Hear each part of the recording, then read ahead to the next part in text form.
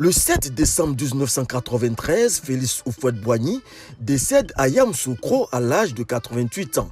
À la faveur du 28e anniversaire de sa mort, le président Alassane Ouattara, dans un tweet, salue la mémoire de Félix Houphouët-Boigny, père fondateur de la nation ivoirienne, qui demeure un modèle pour la Côte d'Ivoire et l'Afrique. Fin de citation.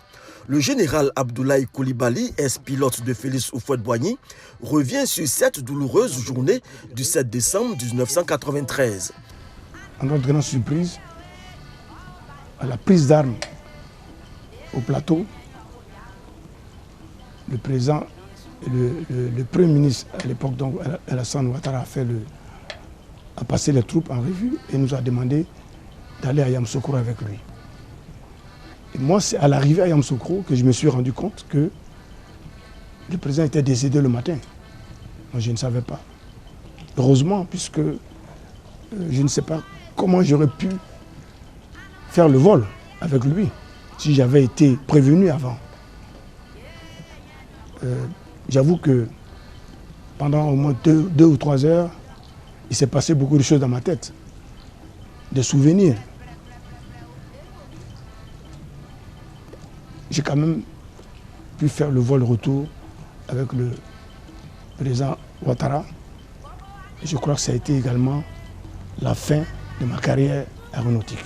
Fin d'une carrière aéronautique bien remplie auprès de Félix Houphouët-Boigny, passionné de sport mais surtout de boxe.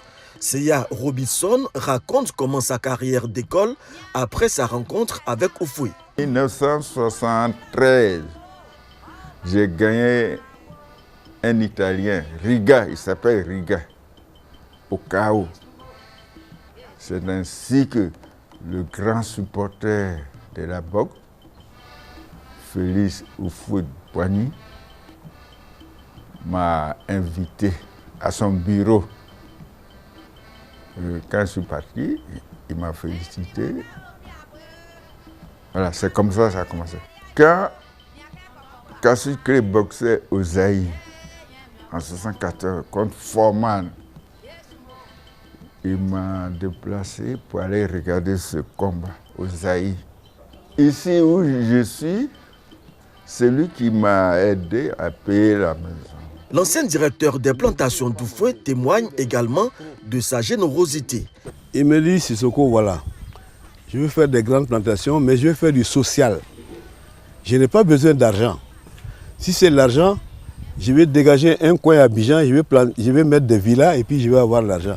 Mais je vais faire du social, c'est pour vous tous. Un jour viendra, vous allez être actionnaire avec mes enfants sur ces plantations-là. Donc, la forêt est là, les machines sont là, faites-moi savoir ce que vous savez faire. Voilà comment je me suis donné moi aussi tous ces manguiers que tu vois là. 300 hectares manguiers, 300 hectares avocatiers. À chacun son héritage, le général Coulibaly garde le sien avec soin. Alors ce fauteuil est celui qui était dans l'avion présidentiel en 1993.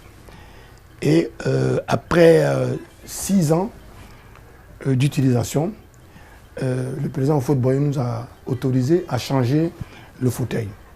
Alors j'ai demandé, bien sûr, je vais demander à avoir ce fauteuil chez moi. Et il a accepté. Et je vois que, vous pouvez le constater, il est encore solide.